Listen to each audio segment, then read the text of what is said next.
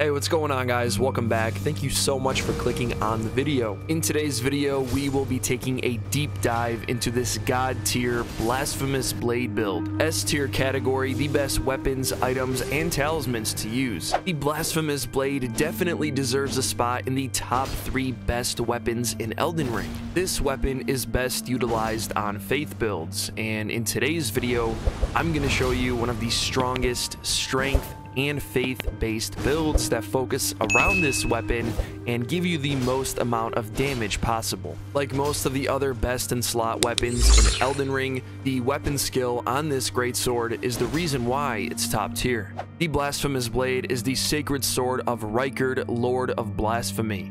Remains of the countless heroes he has devoured writhe upon the surface of this blade.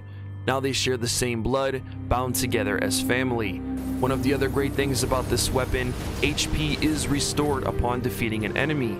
In the unique skill Taker's Flame, raise the sacred sword aloft to set it ablaze with blasphemous flames, then bring it down to set off a forward blast. This skill has incredible range, decent radius, and you also get HP back on kill. The first thing we are going to look at is the attributes on this build, and the most important thing, I'm going to make sure I set you on the right path to make sure you can make the best Blasphemous blade build in Elden Ring. We're going to take a look at this build at every single level bracket, and hopefully this will guide you down the right path.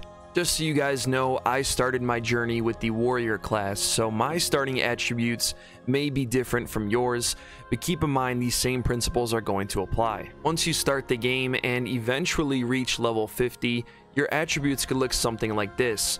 The most important thing to note about this build in particular, you want to focus on 5 primary attributes: vigor, mind, endurance, strength, and faith.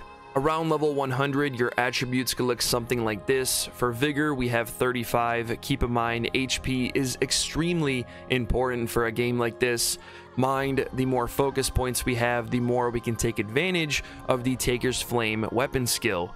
Endurance is also very important because it's going to determine how much weight we can carry, and once you reach endgame, and especially New Game Plus, you want to be able to take advantage of one of the best shields in Elden Ring, the Fingerprint shield.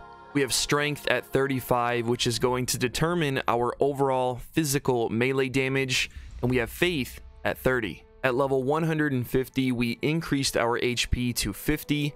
We have mind at 25. Endurance at 30.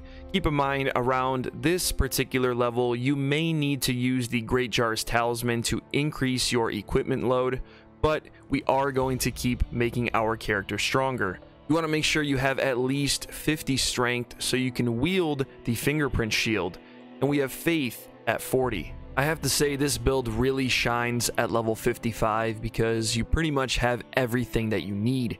You have 55 HP, which is a good spot to be at. We have mind at 30, endurance at 40, which is just the right amount so we can wield the shield and not have to worry about taking up a talisman spot just to increase our equipment load. We have strength at 60 and faith at 60. This is my character here. You can see I'm level 250. I'm currently on New Game Plus 7. My vigor is at 61. Mind at 50, we have endurance at 44, strength at 60, and we have faith at 80. Our primary weapon, the Blasphemous blade, fully upgraded plus 10. With my current attributes, we have 296 plus 180 physical attack power, and we have 191 plus 163 fire damage.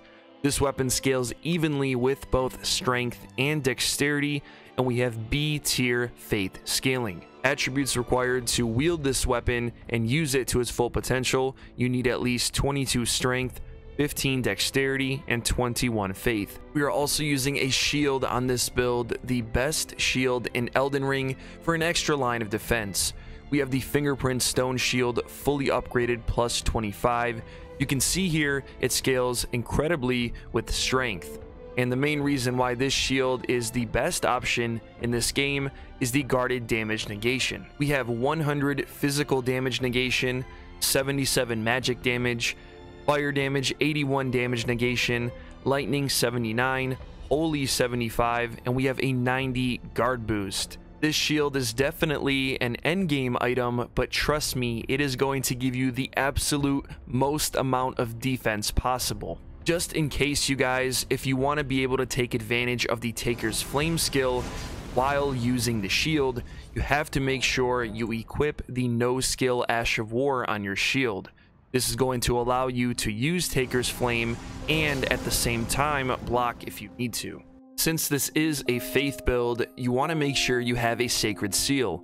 I am using the Gravelstone seal, fully upgraded plus 25.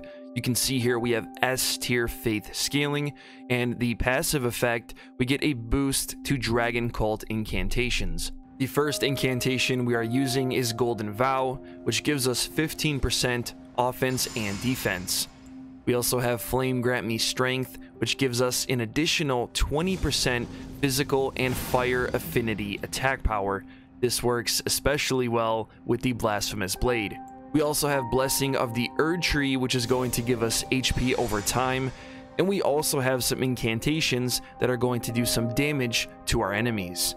The first one is the Giant's Flame Take Thee. I think this is the absolute best fire incantation in the game. It's very consistent and you can charge it up for more distance and damage. Since the Gravelstone Sacred Seal that we are using gives us a boost to Dragon Cult incantations, all of the lightning incantations in the game are going to do more damage. Some of my personal favorite, we have the Ancient Dragon Lightning Spear, which is awesome, and we have the Ancient Dragon's Lightning Strike, one of the highest damage lightning abilities in Elden Ring. I like a more simplistic approach for my incantations. I feel like the less options you have here, the better. If you are interested for the apparel, I am using the Crimson Hood, the Sanguine Noble Robe, Millennia's Gauntlets, and Haslow's Greaves. I think this character looks pretty cool. It makes him look like a faith warrior, and I definitely am loving this outfit. For the talismans, I'm going to show you guys what I'm using, and then I'm going to give you a couple of different combinations that work extremely well. For the first talisman here, I have the Shard of Alexander, which greatly boosts the attack power of skills. This is going to give you more damage with your Taker's Flame ability. We also have the Fire Scorpion Charm, which raises our fire attack power. The Ritual Sword Talisman, which raises our attack power when HP is at maximum. This is a really good talisman to use on Blasphemous Blade builds because most of the time you will be at max HP because your weapon skill has a lot of range and it does a lot of damage, and a majority of the time you're going to kill your enemy in one shot. And last but not least, we have the Phlox Canvas Talisman, which greatly raises the potency of incantations.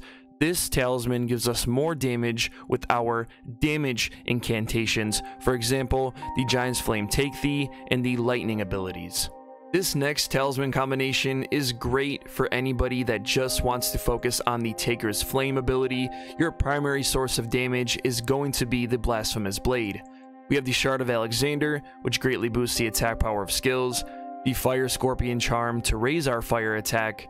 We have the Carrion Filigree Crest, which lowers the FP consumed by skills, and last but not least, the Greatshield Talisman, which gives us even more guarding ability. The last combination I recommend is the Shard of Alexander, which greatly boosts the attack power of skills.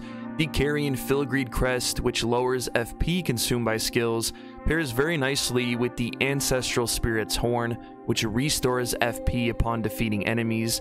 So not only are you going to restore HP upon defeating enemies using the Blasphemous Blade, but you will also get FP back when you have the Ancestral Spirit's Horn on your build.